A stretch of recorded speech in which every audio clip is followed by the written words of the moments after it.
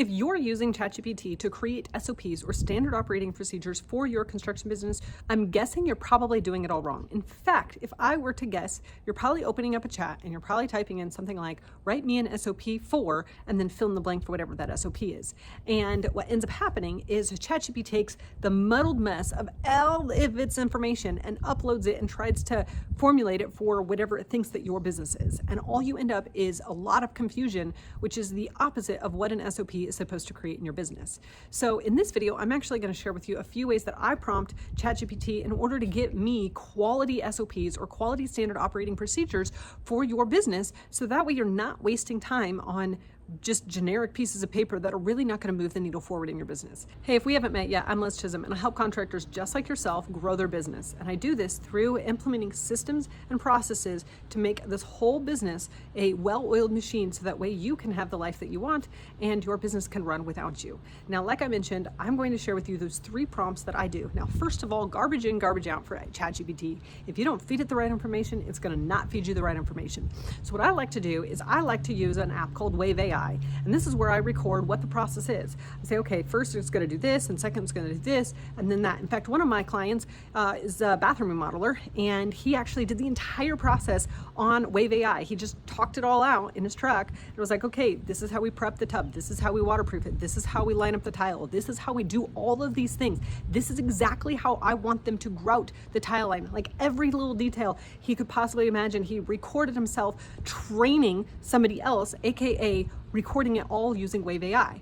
Next, we put it into ChatGPT. Now, if we took that and we just said, okay, make me an SOP based on that, you're going to get pretty good results because you've got a pretty good process going in there. And most of the time when contractors have all their processes in their head, they actually just need a way to get it out and communicated to their employees. Now, we did this, but there's a few things that I actually like to add to the prompt. So that way we're getting a very good quality SOP and not just a regurgitated information piece of paper that you hope that your guys and your crews follow. And so these are the 3 things that we prompted ChatGPT to do in order for us to create a well-rounded SOP that was easily to be implemented in the business.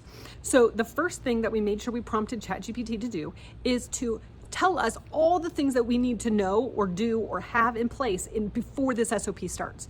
So if it was a tiling SOP, it would be make sure all the tile is there, make sure all the mud is there, make sure all the waterproofing materials are there, like all of the list of things that are needed before we start this SOP. Because what happens is if you have a guy that's like trying to follow the SOP and they realize that they're missing something, out goes the SOP and they're just scrambling to try to put out fires, and then they're calling you trying to figure out where this material is and stuff like that. And so having a pre-list of what is it that I need to have in place in order to put this SOP in place, in order to follow this SOP. What are those things? If it's doing invoicing, okay, you need to have a stack of all your bills or all of your invoices or all of those things ready to go, and this is how it needs to be. What information on that thing do you need? All of these things, they end up stopping us before we actually get going. And so you want to make sure that you have a whole list of that ready to go, and it's kind of like a checklist before this SOP starts. So that's number 1, is to have all the things that you need for this SOP before the SOP starts. The second thing you want is what triggers this SOP. What makes this SOP start? So going back to the tiling situation, this SOP starts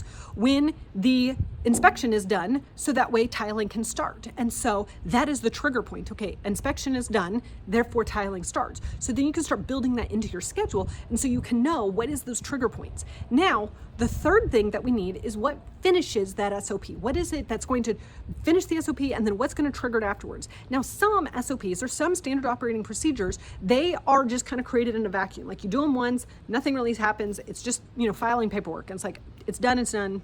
That's it. Now, it could be gathering information and job costing, and then it triggers a meeting with the owner to go over those numbers. Or in this situation with the tile, it triggers the next phase of the process and doing all the finishing work on the bathroom, so that way it can actually be done and you can get paid by the client. And so really defining like, okay, we finished this SOP, what is the next thing that we need to do in order for this process, the whole process, to be very smooth?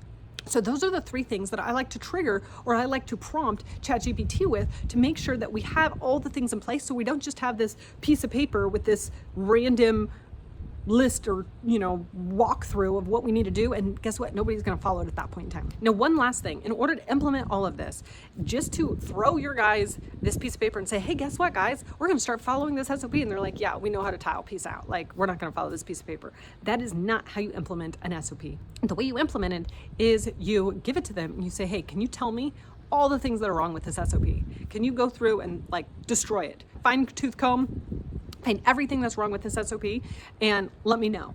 And now they're on your team. Now they are really willing and able to see it. And now they're seeing it from a leadership perspective, not from an employee dictatorship perspective. And so when you follow this process and you either record it with Wave.AI all the way down to implementing it, you'll be able to actually help streamline your business and help it move forward.